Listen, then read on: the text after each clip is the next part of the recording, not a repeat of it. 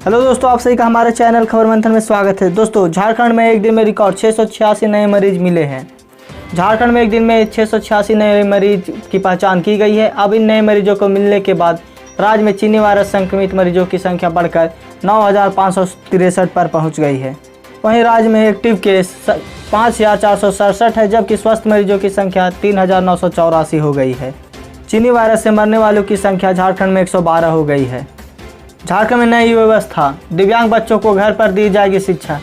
राज्य के वैसे दिव्यांग बच्चे जो स्कूल जाने में सक्षम नहीं है, उनके लिए घर पर ही पढ़ाई की व्यवस्था कराई जाएगी। वैसे दिव्यांग बच्चे जो साधन के अभाव में हर दिन स्कूल नहीं जा पा रहे हैं, उनके लिए ट्रांसपोर्ट की व्यवस्था भी की जाएगी। केंद्र व राज्य सरकार के सहयोग से इसकी व्यवस्था की जाएगी। केंद्र की मंजूरी के बाद राज्य सरकार ने दिव्यांग बच्चों की विशेष योजनाओं की गाइडलाइन जारी कर दिया है।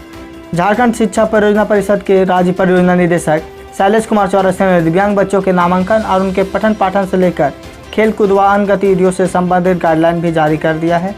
शैक्षणिक सत्र 2020-21 के लिए इन योजनाओं को मंजूरी मिली है। मानव संसाधन विकास मंत्रालय का नाम बदलकर किया गया शिक्षा मंत्रालय। नई शिक्षा नीति को भी मिली मंजूरी। मानव संसाधन विकास मंत्रालय का नाम बदलकर शिक्षा मंत्रालय कर दिया गया है। आज इसकी शिक्षा घोषणा की जाएगी। इसके अलावा कैबिनेट ने नई शिक्षा नीति को भी मंजूरी दी है। इसका ऐलान भी आज होगा। नई शिक्षा के तहत अब उच्च शिक्षा के लिए एक ही नामांकन संस्था होगी। इसके बारे में विस्तृत जानकारी सरकार की ओर से शाम 4 बजे होने वाली कैबिनेट ब्रीफिंग में दी जाएगी। इस वर्ष कोविड-19 महामारी के चलते उच्च शिक्षा में नया शैक्षणिक सत्र सितंबर-अक्टूबर से शुरू होगा। सरकार नई शिक्षा नीति को सत्र शुरू होने से पहले लाना चाहती है। अब 1.5 घंटे पहले पहुंचना होगा रेलवे स्टेशन। चीनी वायरस के बढ़ते मामलों के बीच इंडियन रेलवे ने नई गाइडलाइन जारी की है। गाइडलाइन के मुताबिक ट्रेन में सफ़र करने से पहले सफ़र के दौरान यात्रियों को कुछ नियमों का पालन करना होगा। यात्रियों को अब स्टेशन पर 90 मिनट पहले पहुंचना होगा। साथ ही यात्रियों को 90 मिनट पहले थर्मल स्क्रीनिंग के लिए बुलाया जा रहा है। रेलवे के मुताबिक जिन यात्रियों में चीनी वायरस लक्षण नहीं होंगे, सिर्फ उन्हें ही यात्रा की अनुमति दी जाएगी। बिना थर्मल स्क्रीनिंग और सैनिटाइज के बिना बैठने की अनुमति किसी को नहीं दी जाएगी। यात्रा के दौरान सोशल डिस्टेंसिंग का विशेषकर ध्यान रखना होगा। 31 अगस्त तक स्कूल कॉलेज बंद रखने का फैसला, नाइट कर्फ्यू हटाया गया। चीनी वायरस के चलते लागू लॉकडाउन को हटाने के लिए अनलॉक 3 के लिए गाइडलाइन जारी कर दी गई है।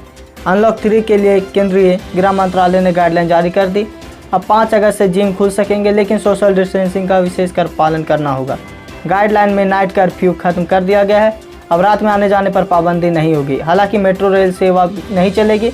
स्कूल कॉलेज मेट्रो सिनेमाघर के खुलने पर 21 अगस्त तक रोक रहेगी। गाइडलाइन के मुताबिक सामाजिक, राजनीतिक, खेल, मनोरंजन, शैक्षणिक, सांस्कृतिक, धार्मिक आयोजन के लिए भीड़ नहीं जुटाने का घोषणा किया गया है। झारखंड प्रशासनिक सेवा के 32 अधिकारियों का हुआ तबादला। झारखंड प्रशासनिक सेवा के 32 अधिकारियों का तबादला किया गया है। इसमें 10 अधिकारियों को जिला परिवहन पदाधिकारी बनाया जाएगा। ऐसे अधिकारियों की सेवा परिवहन विभाग को सौंप दी गई है। 13 अधिकारियों की सेवा भूमि सुधार एवं राजस्व विभाग को सौंपी गई है। 8 अधिकारियों की सेवा ग्रामीण विकास विभाग को सौंपी है। भरनों के बीडीओ विशाल कुमार को रामगढ़ का कार्यपालक दंडाधिकारी बनाया गया है। झारखंड के लगभग सभी जिलों में अगले 2 दिनों में अच्छी बारिश की संभावना। झारखंड के लगभग सभी जिलों में अगले 2 दिनों में अच्छी बारिश की संभावना है। वहीं कुछ स्थानों पर भारी बारिश और वज्रपात की भी आशंका व्यक्त की गई है। रांची स्थित भारतीय मौसम विज्ञान केंद्र के निदेशक SD कोटाल ने बताया है 29 जुलाई के बाद 2 दिनों तक राज्य में अच्छी बारिश होने की संभावना है। साथ ही 30 जुलाई को भी कुछ इलाकों में भारी बारिश होगी। इस दौरान पश्चिमी और उत्तर पूर्वी इलाकों में 1-2 स्थानों पर भारी बारिश तथा वज्रपात की भी आशंका है। राफेल को भारत लाने वाले पायलटों का एयर चीफ मार्शल भदौरिया ने किया स्वागत। राफेल विमानों की दुनिया की सबसे बेहतरीन लड़ाकू विमानों में एक माना जाता है।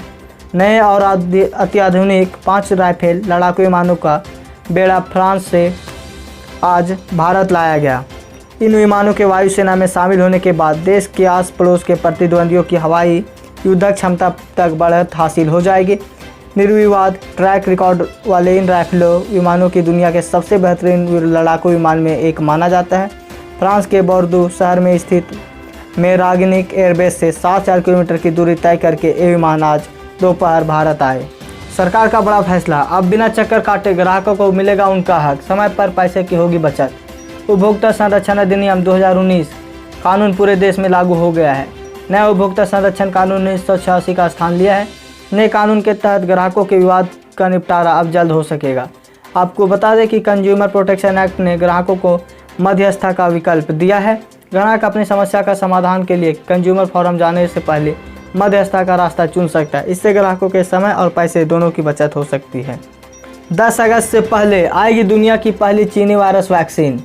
चीनी वायरस वैक्सीन संक्रमण से इस पूरी दुनिया तबाह हो चुकी है। अब तक कोरोना ने विश्व में 1,65,00,000 से अधिक लोगों को अपने चपेट में ले चुका है। बढ़ते संक्रमण के बीच कोविड-19 के वैक्सीन पर तेजी से काम हो रहे हैं। इसी बीच रूस से एक बड़ी खबर सामने आ रही है। दावा किया जा रहा है कि 10 अगस्त तक चीनी वायरस की वैक्सीन बाजार में उपलब्ध होगी। रूस के वैज्ञानिकों ने दावा किया कि अगस्त के मध्य तक चीनी वायरस की पहली वैक्सीन को मंजूरी मिल सकती है। रूसी अधिकारियों और वैज्ञानिकों ने CNN को दिए साक्षात्कार में बताया कि वैक्सीन की मंजूरी के लिए 10 अगस्त या उससे पहले लाने की दिशा में काम कर रहे हैं। साथ ही यह भी दावा किया जा रहा है कि वैक्सीन सबसे पहले स्वास्थ्य कर्मियों को दी जाएगी। 63% लोग नहीं चाहते ट्रेन चले, 72% लोग विमान सेवा शुरू करने के हैं खिलाफ। सर्वे में हुआ है बड़ा खुलासा। देश भर में 72% लोग मल्टीप्लेक्स, सिनेमा हॉल और जिम जाने के पक्ष में नहीं है। 63% लोगों का मानना है कि स्थानीय ट्रेन सेवा शुरू नहीं होनी चाहिए क्योंकि इससे चीनी वायरस संक्रमण फैलने का खतरा बढ़ेगा। एक सर्वे में यह जानकारी सामने आई है। सोशल मीडिया आधिकारिक मंच लोकल सर्कस द्वारा देश के 255 जिलों में 34,000 लोगों के बीच कराए गए सर्वेक्षण में सामने आया कि 72% लोग संक्रमण फैलने की आशंका के कारण अगले 60 दिन तक मल्टीप्लेक्स, सिनेमा हॉल जाने के विरोध हैं। इस पर आपका क्या राय? क्या विमान और रेल सेवा शुरू होनी चाहिए? अगर हाँ तो आप हमें कमेंट में ज़रूर बताएं। अगर आपके खाते में अभी तक PM किसान योजना के 6,000 रुपये नहीं आए हैं तो करें यह काम। केंद्र सरकार प्रधानमंत्री किसान सम्मान निधि की 5वीं किस्त के तहत अप्रैल में लाभार्थियों के किसान में अकाउंट में 2-2 हज़ार रुपये ट्रांसफ़र कर चुकी है। वहीं कई मीडिया रिपोर्ट से ऐसा कहा जा रहा है कि सरकार अगस्त के पहले सप्ताह में किसानों के बैंक खाते में 6ठी किस्त भेजने वाली है। हालांकि इस बारे में सरकार की ओर से अब तक कोई आधिकारिक जानकारी नहीं दी गई है। फिर भी कई ऐसे किसान हैं जिन्होंने इस स्कीम के तहत लाभ प्राप्त करने के लिए रजिस्ट्रेशन फॉर्म तो भर दिया, लेकिन उन्हें सरकार की ओर से किस्त नहीं मिल पा रही है। इसका मतलब रजिस्ट्रेशन फॉर्म में किसी न किसी तरह की चूक रह जाने की वजह से किसानों को इस योजना का लाभ नहीं मिल पा रहा है। तो आप PM किसान की आधिकारिक वेबसाइट पर जाकर अपना स्टेटस चेक कर सकते हैं। भारत द्वारा ऐप बैन से भड़का चीन, बोला जानबूझकर चाइनीज कंपनियों के कामकाज में रोड़े अटका रहा है भारत ने जिस तरह से चीन के खिलाफ आर्थिक प्रतिबंधों को लेकर कदम बढ़ाने शुरू किए हैं, उससे चीन की बेचैनी बढ़ती जा रही है। पहले 59 चीनी मोबाइल ऐप को प्रतिबंध लगाकर उसके बाद इससे के 47 ऐप को प्रतिबंध लगा दिया गया है। इसके अलावा करीब 200 और मोबाइल ऐप को चिन्हित किया गया है जिन्हें भारतीय बाजार से बाहर का रास्ता दिखाया जा सकता है। साथ ही इन कदमों पर नई दिल्ली स्थित चीन के दूतावास ने बेहद खास बयान जारी करते हुए इसे चीन की कंपनियों के कानूनी अधिकार का उल्लंघन बताया और यह भी धमकी दी है कि चीनी कंपनियों के हितों की रक्षा के लिए हर संभव कदम उठाए जाएंगे। तो क्या चीन से जितने भी रिलेटेड ऐप हैं सभी को बैन करना चाहिए? अगर हाँ तो कमेंट में आप हमें ज़रूर बताएं। UAE में IPL कार्यक्रम को लेकर 2 अगस्त को हो सकती है गवर्निंग काउंसिल की बैठक। इस साल UAE में आयोजित होने वाले IPL 2020 के कार्यक्रम को अंतिम रूप देने के लिए 2 अगस्त को IPL गवर्निंग काउंसिल की मीटिंग हो सकती है। इस मीटिंग में कार्यक्रम के साथ साथ UAE में अन्य प्रमुख व्यवस्थाओं पर चर्चा होगी। चीनी वायरस के कहर की वजह से अनिश्चित काल के लिए स्थगित हुआ IPL 2020 के आयोजन को लेकर हाल ही में IPL गवर्निंग काउंसिल के चेयरमैन ब्रजेश पटेल ने ऐलान किया था कि इस साल IPL का आयोजन 19 सितंबर से लेकर 8 नवंबर को UAE में होगा। राजनीतिक विद्वेष से काम कर रही है झारखंड सरकार। भाजपा के झारखंड प्रदेश अध्यक्ष एवं सांसद दीपक प्रकाश ने प्रशासन द्वारा उन्हें होम क्वारंटीन किए जाने के नियम के विरुद्ध बताते हुए कहा कि राज्य सरकार राजनीतिक विद्वेष से काम कर रही है। दीपक प्रकाश ने बताया कि प्रशासनिक अधिकारी भी सरकार के इशारे पर विरुद्ध निर्णय ले रहे हैं जो राज्य के लिए शुभ संकेत नहीं है। दीपक प्रकाश ने साथ ही रांची के उपायुक्त के नाम पत्र लिखते हुए राज्य के मुख्य सचिव को भी पत्र भेजा है। पत्र में प्रकाश ने कहा है कि वे राज्य के नवनिर्वाचित राज्यसभा सदस्य के रूप में शपथ लेने के लिए सभापति के बुलावे पर नई दिल्ली गए थे। वापस आने के बाद रांची लौटे तो वहां उन्हें एयरपोर्ट से ही होम क्वारंटीन का मुहर लगा दिया गया है। देश और राज्य की अर्थव्यवस्था को पुनः पटरी पर लाने के लिए उद्योग धंधे चालू करना होगा। झारखंड प्रदेश प्रोफेशनल कांग्रेस के अध्यक्ष आदित्य विक्रम जायसवाल की अध्यक्षता में बुधवार को प्रदेश प्रोफेशनल पदाधिकारियों एवं जोन लवार जिला अध्यक्षों की डिजिटल मीटिंग जूम ऐप के माध्यम से हुई। बैठक में कोविड-19 किसानों के फसल उत्पादन में वृद्धि एवं राज्य के व्यापारियों से संबंधित विषय पर विस्तार पूर्वक विचार विमर्श किया गया।